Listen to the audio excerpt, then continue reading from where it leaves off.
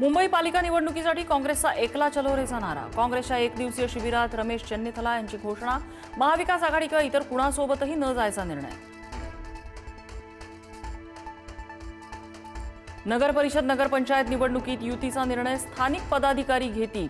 अजित पवारांसोबतच्या युतीच्या प्रश्नावर शरद पवारांचं उत्तर। महिलांना 10,000 दिल्याचा बिहार निवडणुकीवर परिणाम झाला। शरद पवारांची प्रतिक्रिया। निवडणुका जाहीर होण्याआधी सत्ताधाऱ्यांनी पैसे वाटणं चिंताजनक। आयोगाने विचार करावा, पवारांची मागणी।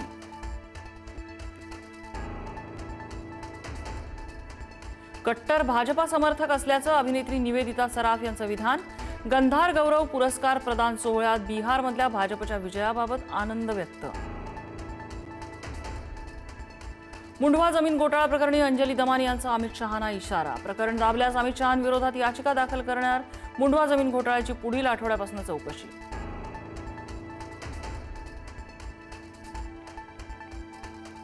मुंढवा घोटाळा प्रकरणी विजय वडेट्टीवार यांचं मुख्यमंत्र्यांना पत्र। संबंधितांवर फौजदारी दाखल करण्याची मागणी। चौकशी समिती रद्द करायचीही मागणी।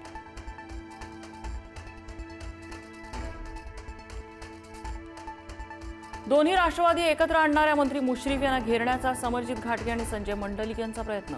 कागल आणि मुरगुड नगरपालिकेसाठी करणार आघाडीची घोषणा।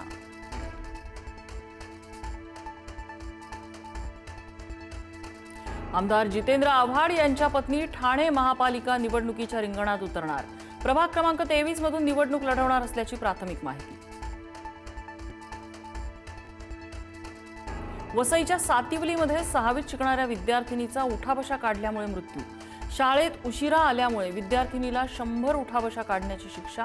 उठाबशा काढताना पाठीत वेदना झाल्यानं उपचारादरम्यान विद्यार्थिनीचा मृत्यू।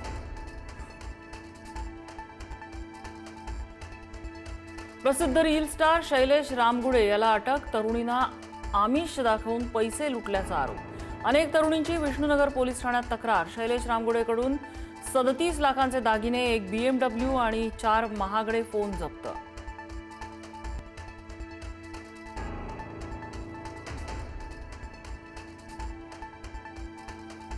अमरावतीमध्ये तृतीयपंथीयांचं बळजबरीने धर्मांतर करण्याचा धक्कादायक प्रकार उघडकीस। धर्मांतर करण्याचं मोठं रॅकेट अमरावतीत सक्रिय। भाजप खासदार अनिल बोंडे यांचा आरोप।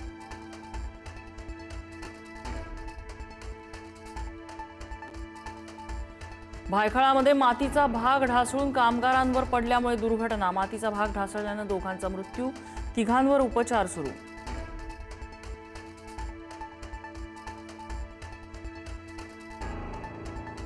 कोथरूड पोलिसांकडून मारहाण आणि शिवीगाळ झालेल्या मुलींना दिलासा।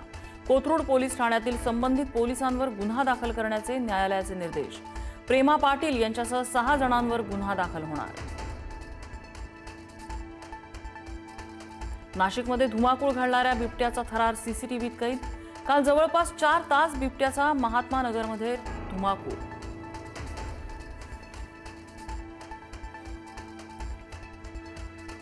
श्रीनगरच्या नौगाम पोलीस ठाण्यात भीषण स्फोट। 9 पोलिसांचा मृत्यू तर 30 जण जखमी। फरीदाबादमधून जप्त केलेल्या अमोनियम नायट्रेटचे नमुने घेताना स्फोट।